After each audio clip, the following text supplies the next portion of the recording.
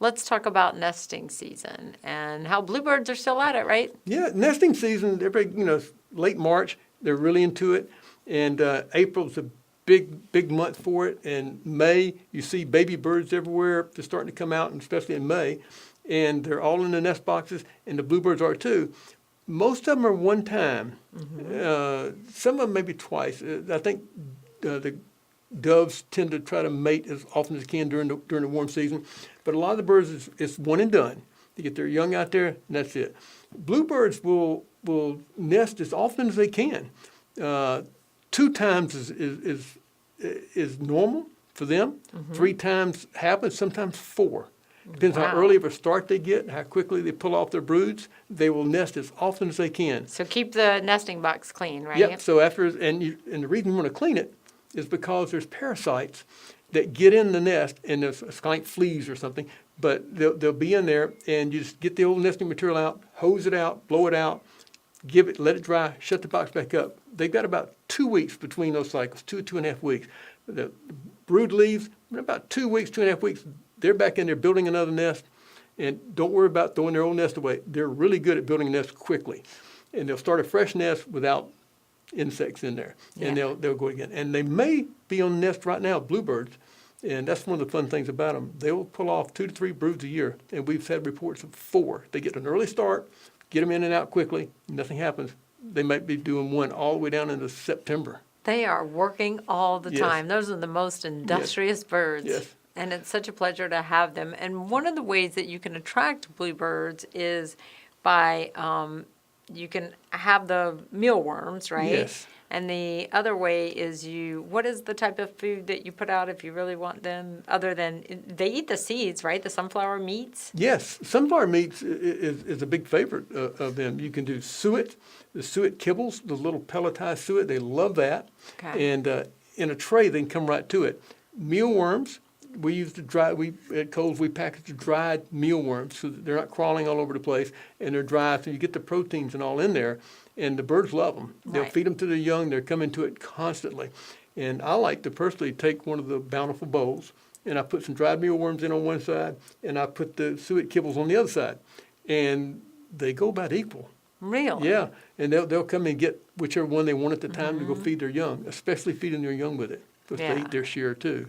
And you talk about how the suet, it goes so fast this time of year because a lot of birds use the suet, right, Yes, to and feed their young. we saw one of the calendar pictures showing that. Yeah. The parents said, hey, it's a great food source.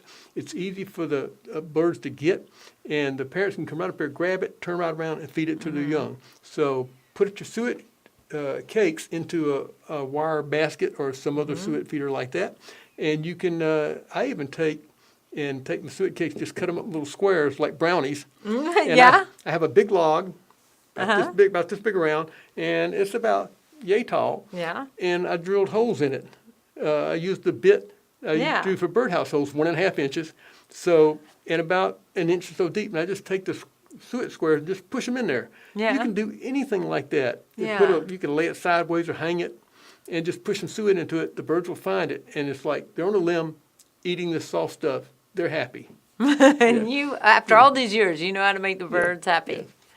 So let's talk a little bit about migration. Why some birds migrate, some don't, right? Yeah, it's interesting. We think about, it's migration time, the birds are out here. Well, not all of them, because we have birds year-round.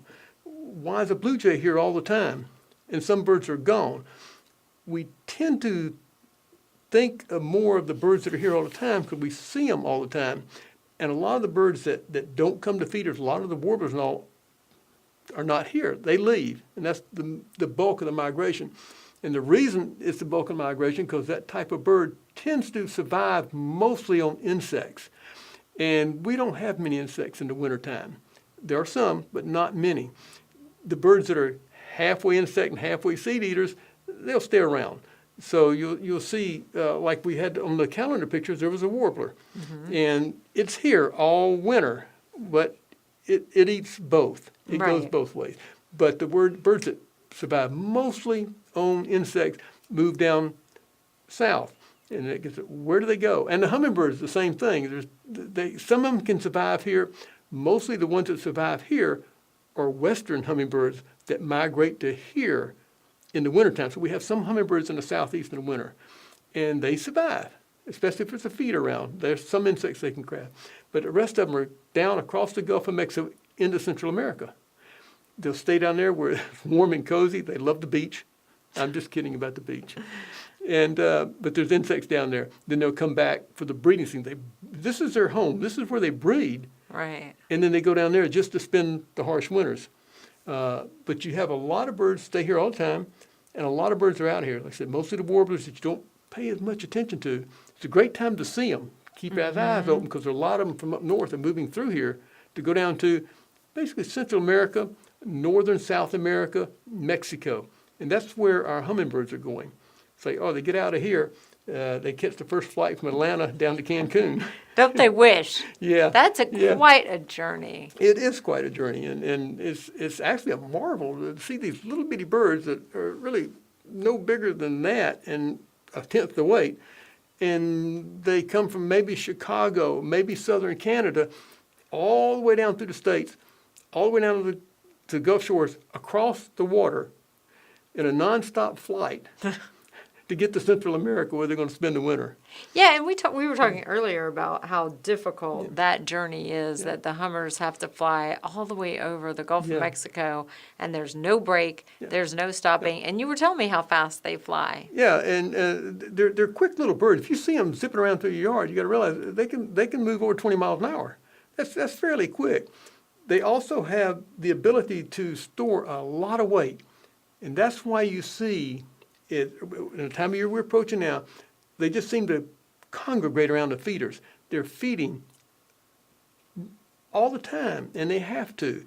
They have to gain weight if their fuel tanks are trying to fill up. So they're eating their insects that you don't see much of, but they're using the sugar to fatten up so that they'll have enough weight to burn off on that one flight to get down to the winter grounds. And you mentioned, I said, there's no resting. There's nowhere No. to stop. They have to continuously fly throughout that thing. And you said there's been It's- reports of them stopping on boats. Yeah, yeah. Because to them, it's fly or die. And they have no choice. Yeah. And the amazing thing is they can do it. They think that they're such delicate little things.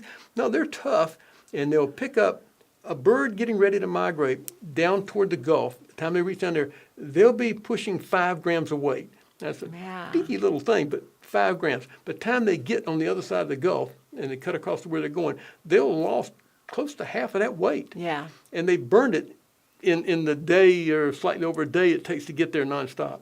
Yeah, that's just one of the most amazing Yeah. thing I think in Yeah. nature is that migration of the hummingbirds. And do you put out extra feeders at this time of year, or do you just keep the same number Oh, I of feeders? think they would knock my door down if I didn't do that. You do, huh? They're used to coming by now, so I expect them, and I'm used to having them. They would survive if I didn't, but I put out more and more feeders. I've been known to put out 10 or 15 feeders. Some people put out a lot more feeders than that, and a lot bigger feeders if they have more birds. I have a moderate amount of birds, and I do my counts every year, and it's like writing down when they're coming and when they're going. Write down how many you have. This week I had this many, or today I saw 5, or I saw 5 plus, I saw 2. And then every year I can see, oh, here's where it starts building up. Yeah. Here's where it's a lot. And on a really good day, I might be able to count maybe quickly 20 or so and know there's 4, 5, or 6 or 7 I didn't get counted. Yeah.